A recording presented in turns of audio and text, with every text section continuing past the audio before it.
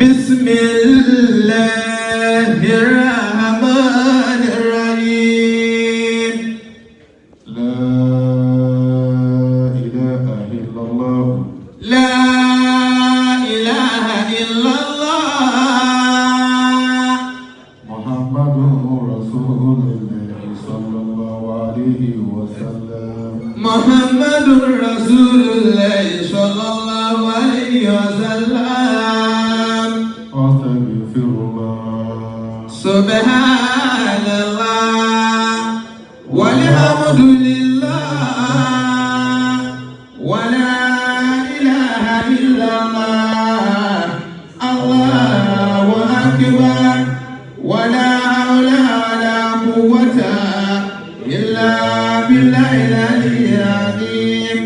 عدد خلقه ورضا نفسه وزنة عرشه ومداد كلماته ومنتهى علمه ومبلغ رضاه. اللهم صل وسلم على سيدنا محمد الشفيع المشفع خير خلق الله وعلى الأنبياء والمرسلين وآلهم وصحبهم أهل الله. مولانا الشيخ آدم رضي الله تعالى عنه. اللهم صل على آمين. bàbá wa Alhaji Àgbà رضي الله تعالى عنه. bàbá wa Àgbáilé A رضي الله تعالى عنه. bàbá wa Lẹ́gbẹ̀jì رضي الله تعالى عنه. pa bàbá tí adápọ̀ yìí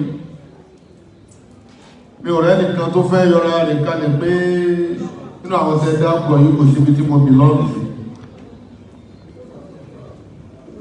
bàbá wa tò ní sáwọn kan lọ àwọn kan gbaṣẹ́ fún wọn. الله bàbá wa ní orí market أدام الله حياته. àti gbogbo tí ń jẹ́ abúnáwó Sheikh Adam أدام الله حياته. lọ́kùnrin wọn lóbìnrin wọn ọlọ́mbà wa ṣàlékún orí wọn. آمين.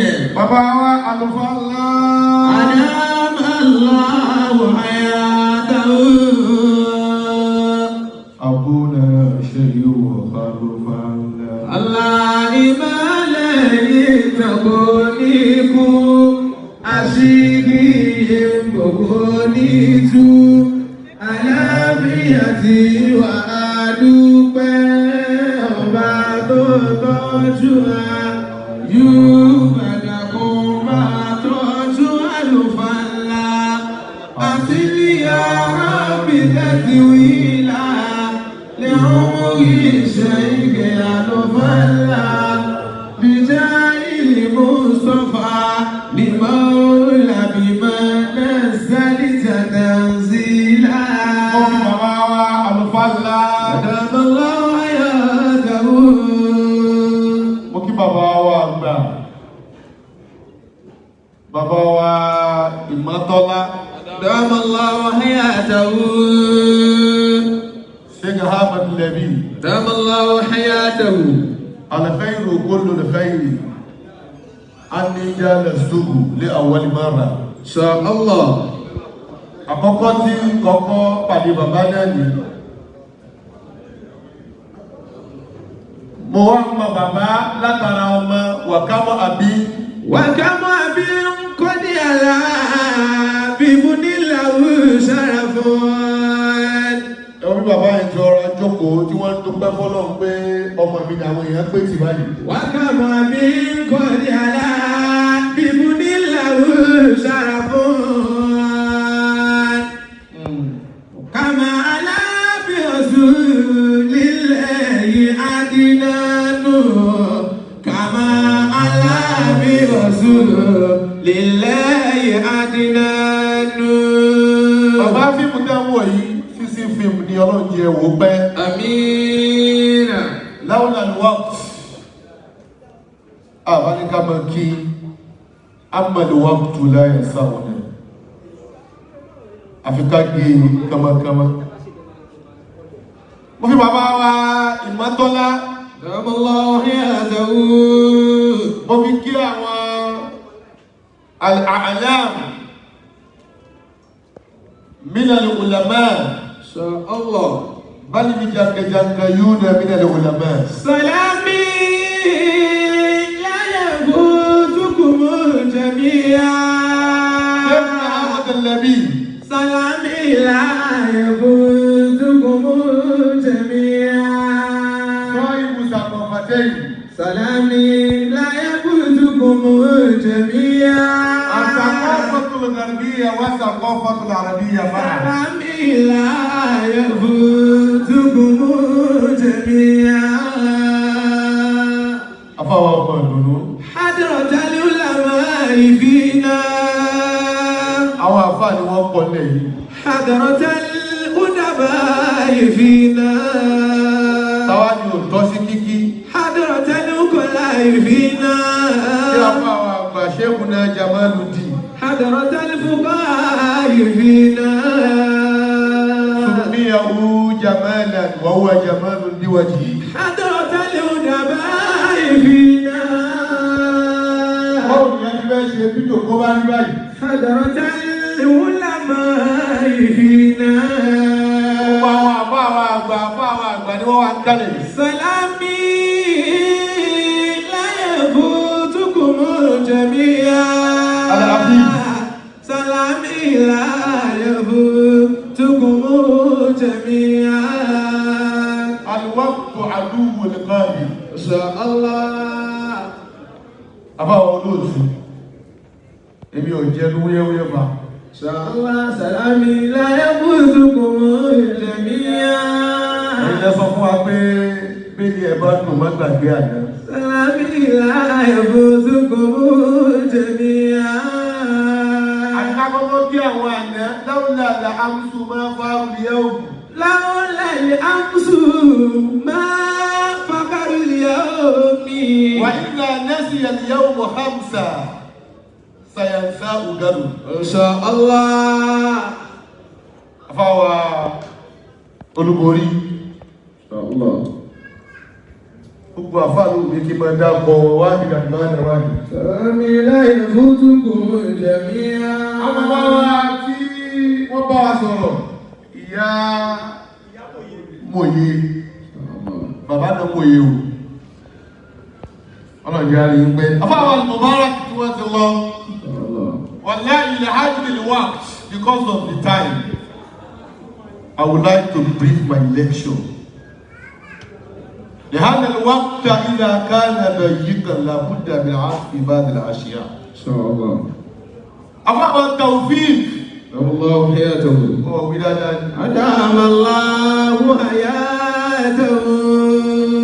توفيق نيلو تو. إن شاء الله. Apàdé ní 2019 níbi tó ga jù tíyàn ti lè pàdé láyé. Lẹ́yìn bẹ̀rẹ̀ kò sí bídá ti lè pàdé tó tún ga jù bẹ̀rẹ̀ lọ́mọ́. Inshallah. Ó yẹ kó ti yé wọn náà. Fi Makkah al-Mukarramah. Inshallah. Àríra rí àpàdé rí. Wọ́n wá ẹ̀kan lọ sí hòtẹ́ẹ̀lì kan kì bá mọ̀nà mọ́. Ọlọ́run fi mí ṣe kòńgẹ́ni tí ó fi mí mọ̀nà. Àwọn bá dé àwọn agbómi lọ sí hòtẹ́ẹ̀lì tí mo lọ. Àṣẹ tàwùfíìkù ni wọ́n lóòótọ́. Ibi tẹ́ ẹ jókòó sí ẹ kó máa jẹ́ wà sí fún yín. Ẹ jókòó lẹ́gẹ̀ẹ́ bàbá tó ní iṣẹ́ ni wọ́n ṣe o. A ní kí púpọ̀ ó dìjọ́ tí ọmọ tí ìnà bá jókòó lẹ́gbẹ̀ẹ́ yín. Tẹ́wàá pọ̀ tí bàbá wà yẹn ká tó máa kí. Inshallah. Wọ́n béèrè níbẹ̀ gẹ́gẹ́ bí bàbá wa ti sọ lẹ́nu. Kẹ́ ẹ tó lè rí bí wọ́n ti rí àìmọye náà wá fi. Àìmọye tàtọ̀ wò ha fún mi lọ́mọ tí ó yàn tí ó yẹ jù. Ẹ wò múra bàbá. Kọ́nà mọ́ pọ̀, afáwa ọmọ àtòrú gbogbo ìkàlẹ̀ pátá ni mo kí. Gbogbo alágbọ́ tí ń lọ. Àsìkò Ramadan, ẹlòmí kan fèmí panú ni wọ́n tí ìkọ́ ládà kan lè fún. Allah. Bí ti ń gbà nígbà jẹ́ fún rẹ̀.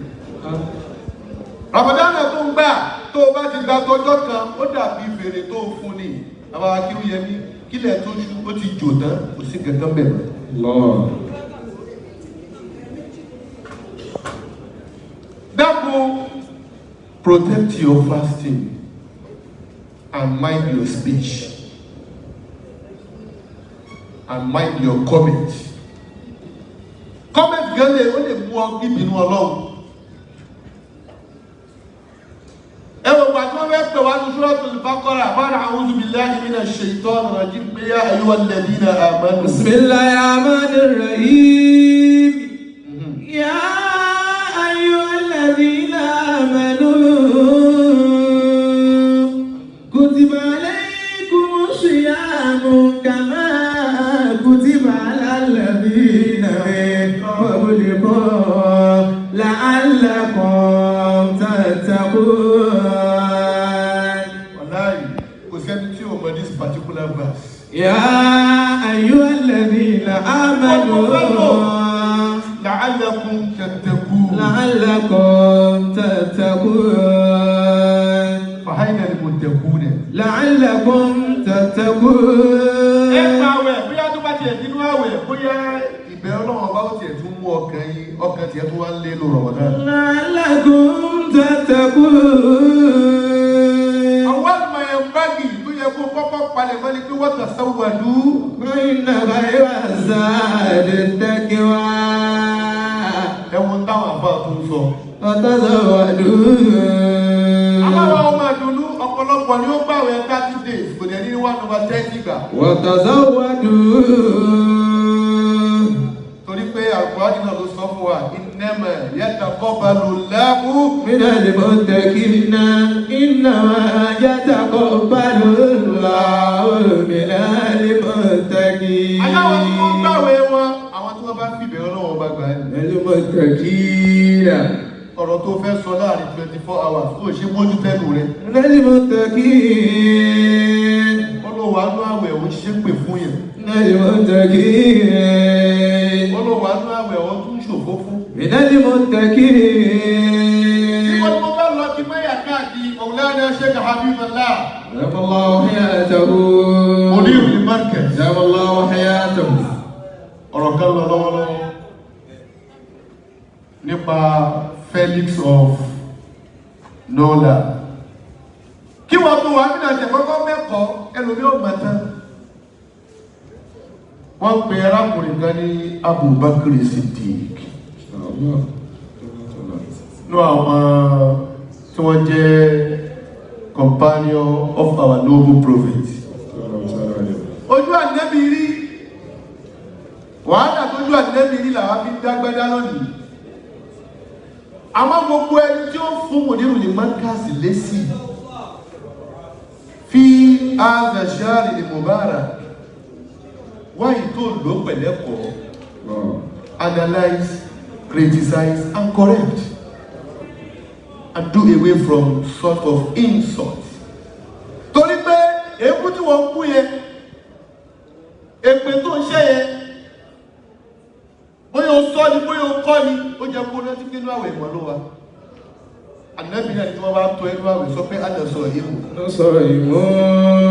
Ọ̀dà lóòótọ́ ọwọ́ Mudirul Markaz tí wọ́n sọ̀rọ̀ yìí àwọn ọjọ́ ti mọ̀ yí pé rùdúdù máa wá. Gbogbo ọ̀rọ̀ tí yóò bá sọ ọ̀rọ̀ yìí ti bá sọ wọ́n takò wọ́n sì ní kéèyàn kan má takò. Abubakar Siddiq èyí tí gbogbo wa ń kà tá a sì mọ̀ ní pípa tí wàhálà dé fún Ànábì ẹ fi Yorùbá Ànábì rárá. Sallallahu alayhi wa sallam. Táwọn kèfèrí Mákà tí wọ́n ń lépa ẹ̀mí Ànábì.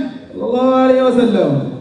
Ẹ Yorùbá Ànábì rárá. Sallallahu alayhi wa sallam.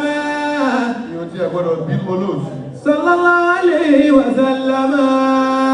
5:30 ní káwọn yẹn mọ Yorùbá Ànábì rárá. Sallallahu alayhi wa sallam. Ẹ jẹ́ kí wọ́n ṣínú lọ́kẹ́ ní káwọn Yorùbá Ànábì. Sallallahu alayhi wa sallam. Ìtọ́lọ́run fẹ́ lò pẹ̀lú àwẹ̀ tó gbà ní ẹ̀rùn tó bá gbàwẹ̀ máa fíìlì bí pé nǹkan ṣe ẹ́. Ọlọ́run ò fẹ́ kó gbàwẹ̀ kó tún ní ìtì ẹ̀mà lápé mo gbàwẹ̀. bí ìgbà tá a nẹ̀yàn tó wá ń sọ fẹ́ni tó nà pé kò dùn ún. Allah.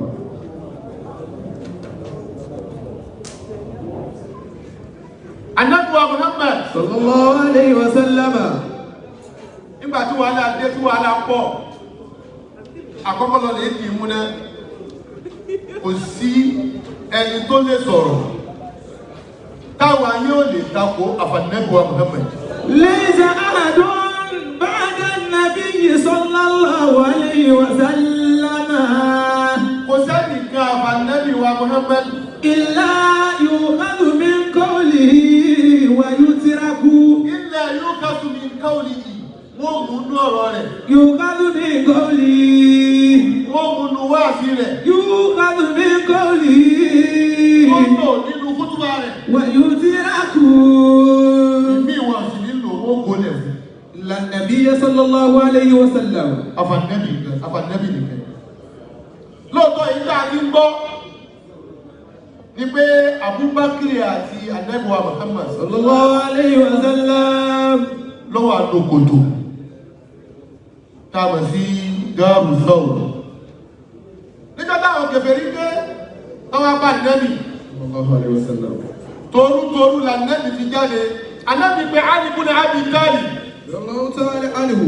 Ali ọ̀gbọ́ orí bẹ́ẹ̀dì ni wàá sùn síbẹ̀ aṣọ tí mo fi ń sùn tí wọ́n ti mọ̀mọ̀ mí òun ni kó wọ̀ sùn. Ànábì fa ìwé ààrẹ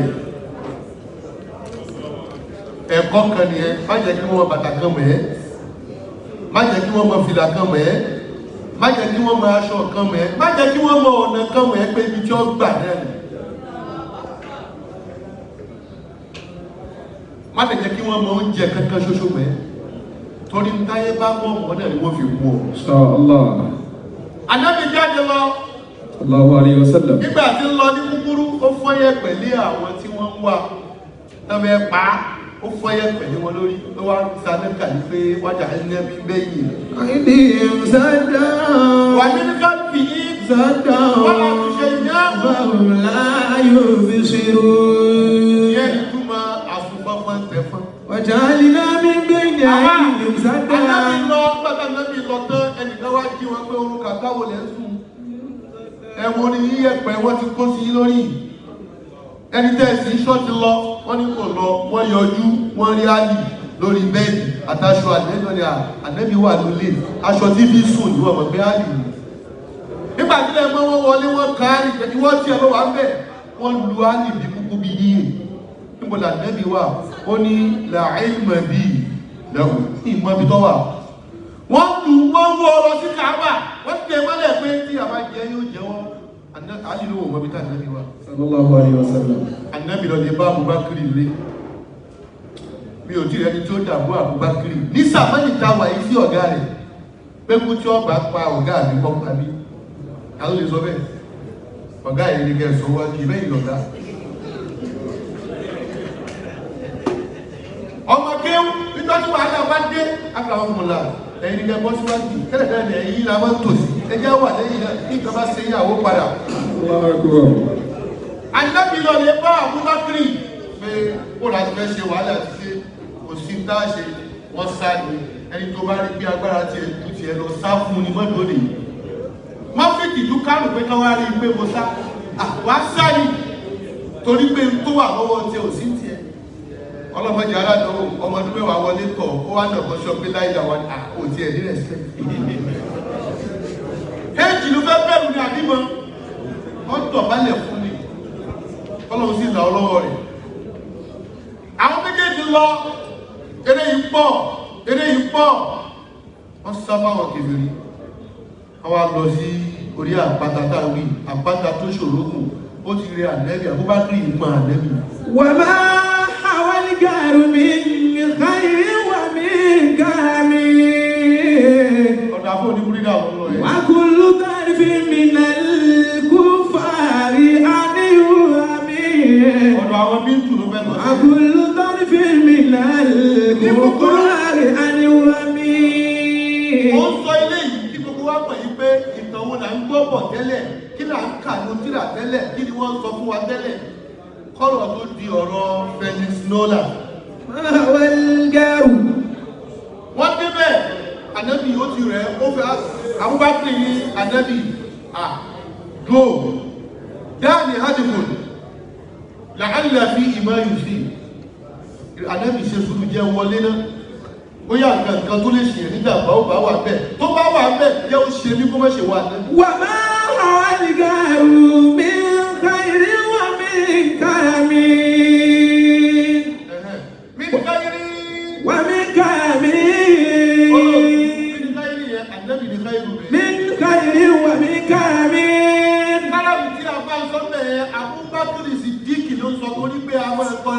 وكل طرف من الكفار عن ومن àwọn kèfèrí wọ́n lé wọn débi ẹnu ọ̀nà kòtò àmọ́ wọ́n débẹ̀ wọn rí kankan nù kòtò. فالصدق في الجاه والصديق لم يرمى الصدق في الجاه والصديق لم يرمى nítorí bí bábìlì mùbálẹ́gà ní kásìlátì sípkì nàbí wọ́n wá lọ sípkì pẹ̀lú gẹ́gẹ́ lóòótọ́. فالصدق في الجاه ànábì bẹ́ẹ̀ ló kòtò. والصديق لم يرمى bábìlì náà wà bẹ́ẹ̀ wọ́n yẹ wọ́n kò ọjọ́ mẹ́ta ni wọ́n lò lù kòtò.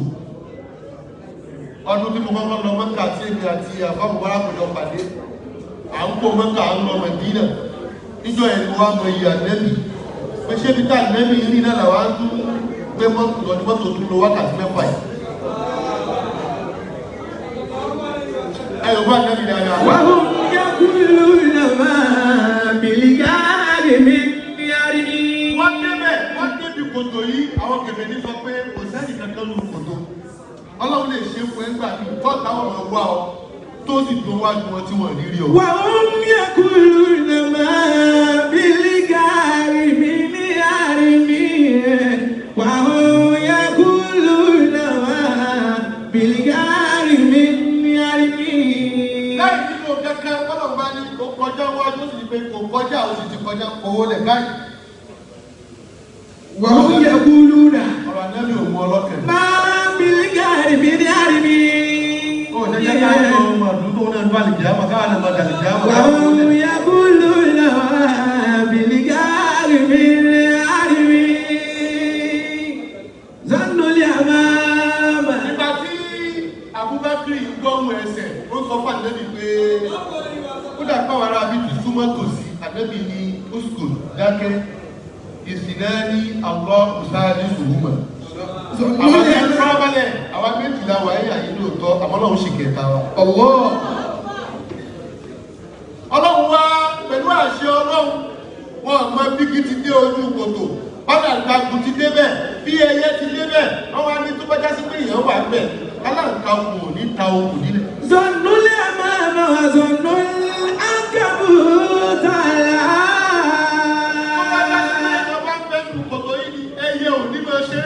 ظن اليمامة وظن العنكبوت على خير البرية لو تزوج ولا متومي ọ̀dà wájá lọ́dún fún àtúntàwà torí àsìkò ayà tí bàbá òjú òní mẹ́ríkà ti túbọ̀ wáyé báwo ni owó wá ti mọ̀ ẹ́sì báwo ni àwọn àkóńtẹ̀ fìlì báwo ni wọ́n ti tú báwo ni wọ́n ti yanjú ẹ̀ nínú fúlọ́ọ̀tù táwà إلا تنصروه فقد نصره الله إذ أخرجه الذين كفروا ثاني اثنين إذ هما في الغار. ibẹ̀ yẹn mú báwọn kan bá ní àwọn padà lẹ́yìn rẹ̀ ojú ó tì ọ́ bọ́lá òun bá ti padà àwọn ojú ó tì. إلا تنصروه. táwọn kan bá ní àwọn ìjọwọ́ lọ́rọ̀ rẹ̀ kójú lè tì ọ́ tí wò bá ti fi ọlọ́run bá lẹ̀ ojú òní tì ọ́. إلا تنصروه. ibẹ̀ bá lẹ̀ nípò ànábì lọ́wọ́. فقد نصره الله. ọlọ́run bá ti kú lọ́wọ́ rẹ̀. إذ أخرجه الذين كفروا ثاني اثنين إذ هما في الغار. أخرجه الذين كفروا ثاني اثنين إذ هما في الغار. ìdáàmà táàkì ń tọ́lẹ̀ ní pé Abubakar àti ànábì ló wà lẹ́. torí ìgbà tí wọ́n rá ànábì wọ́n pa lọ́lé Abubakar wọ́n dé Abubakar wọ́n tẹ́lẹ̀ fún gbàgbàgbà ọmọ Abubakar jáde sí wọn Asma'u bint Abi Bakr àyìnà àbúkà tó lò wọ́n tí bàbá wà àbújá ní gbé ìgbà tí kan fún ẹ̀yìn tí ẹ sì dámọ́lẹ̀ àwọn èèyàn jí àtúndì àgbẹ̀bí ọjà ibi tí wọ́n ń lọ ni pé kí ló ṣàwọ̀ àfà ká máa ń display what is called ignorance. Mo lè sọ̀rọ̀ kó mẹ́ta kò ní jẹ́ káwọn èèyàn kẹ́kọ̀ọ́ látara lọ́dún rẹ̀ ni. Mùdírù òní ẹgbẹ́ tàgbà wọn àwọn ní Felix of Nola ló wà nínú kòtò kì í ṣàbúgbà kiri kó fàjà kó fẹ́ pè kó fẹ́ mú ìwọ jáde kó wá dìbọn kì í with knowledge. Ẹni tí ò bá ní mújà ní máa ń wo ewu. Máa wà lè rí máa jẹ̀mí ní àádọ́. Ẹni tí ò bá mọ tó fẹ́ wí ní máa ń ṣépè. Máa wà lè rí máa jẹ̀mí ní àádọ́. Ọ̀rọ̀ tí lọ́wọ́ àbúrò ní Mangasi sọ yìí, ó dá mi lójú pé wọ́n kà á bì kan. Àwọn kọ́là kan kọ́ ẹni tí wọ́n kọ́kọ́ wí. Ṣé káwọn kọ́ máa wádìí pé wọ́n ń wá Felix Nola. Àwọn lè rí máa. Ó kéré àgbọ̀rí kápẹ̀lú tuntun. Àwọn tí wọ́n dákọ̀ rẹ̀ ẹjẹ́ àkọ́kọ́ wádìí. Tó bá wádìí, wọ́n gbá rìsáà, wọ́n jáde. Jẹ̀mí ní àádọ́. Ẹni táwọn lè mọ gbogbo mímọ̀ náà. Láwàláwò máa zàwú àlìfẹ́ sànà. Ọ̀gá náà ṣe kò jàmọ́ ìkúnlẹ̀ àìní ní làwú wà lẹ́yìn. Láwàláwò máa zàwú àlìfẹ́ sànà. Ibn Bas gbogbo wa la ké geographically pé alhamdu rawiya ilẹ̀ wa spherical ó wà circle ìgbà tí Ibn Bas tí ó ṣe fatuwa ó ní alhamdu musattaha. Láwàláwò máa zàwú àlìfẹ́ sànà. Ibn Bas fi sọ́bẹ̀ ni pé ó ń wo Al-Qur'an tó ní pé wàlárùdù tó ń sọ̀rọ̀ nípa kìnnìkan sóòtù àti dáàbò ànílò bí àgbò àti ti lò yẹ òkè orí òkè ọlọ́wọ́ bá ní kó tẹ́ pẹlẹsẹ̀ torí ẹranko tí ó rìn lórí ẹ̀ torí èèyàn tí ó rìn lórí ẹ̀ torí igi tí ó wù lórí ẹ̀ kò rí bẹ́ẹ̀ sálẹ̀. Láwàláwò máa rásàwú àlìfẹ́ ìsànà. Bí Ibn Bas ti wá dá fatiwa yẹn táwọn èèyàn dẹ̀ ṣe rọ́dùn fìlà alhamdu rawiya kò dín kí wọ́n ń lò bá sí. Ó túmọ̀ yí pé wọ́n ní ilẹ̀ ìlìkàmẹ́ ló fi dájú pé a lè ní àdímù nínú èèyàn á nímù láàmú. Innamal ilmu kabari zakiri. Gbogbo ẹni tó ti ń fèsì pọ̀ ní wọ́n fèsì fún yẹn. Ẹjẹ́ àwọn olú Ramadan wa káwa yìí wọ́n torí kó fẹ́ fèsì fún yẹn kó tún máa wá bá ṣe olórí rẹ̀ jẹ́. Innamal ilmu kabari zakiri. Ẹ fi personality lẹ̀. Ẹ yanjú topic. Ẹ ṣàlàyé fún àwọn tọ́rọ̀ òye. Àgbàbà tí ń sọ yìí, bàbá Abdul Mangasi ní pé Felix Nola ló wà ní kòtò. Èmi hàtàlẹ̀ àn, èmi wà lórí bí Abubakar Siddiq ló wà mẹ́wàá àdé. Innamal ilmu kabari zakiri. Àwọn ni wọ́n sọ fún wa lánàá. Àwọn ni wọ́n ké fún wa lánàá. Múlídà wà ní ìdá àtàǹgé. Ó wà ní kàdí ìtàǹgé. Tí bàbá bá lè dìgbé tọ̀, òun kọ́ ló wà níbẹ̀. Á farabalẹ̀ fún wọn pé àtà yàtì yàtà nìyẹ̀kì. Innamal ilmu kabari zakiri. Ọ̀rọ̀ pọ̀ tí bàbá ń sọ tí Mùsùlùmí nìyẹn. Àwọn Kírísítẹ́nì náà padà jáde. Bàbá ní Jésù bímọ ó sì fẹ́yàwó. Fattakhidh min kulli shay'in hasana. Fattakhidh min kulli shay'in hasana. Wọ́n tún tàwa Mùsùlùmí lẹ̀ pé Ramadan ọdún yìí ó gbọ́dọ̀ ó kíákíá ó yẹ máa rán yẹn ká máa fà ẹ máa wá Felix Nola kiri.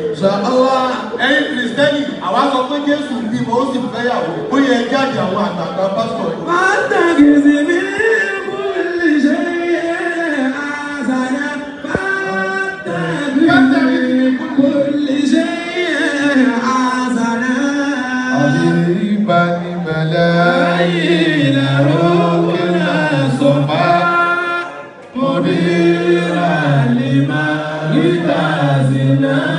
Zani ula. O lè wá kó báyìí. O lè wá kó báyìí. Duli lana bitawi yati ila bidua adamalilahu ayatalimudir bidimatiza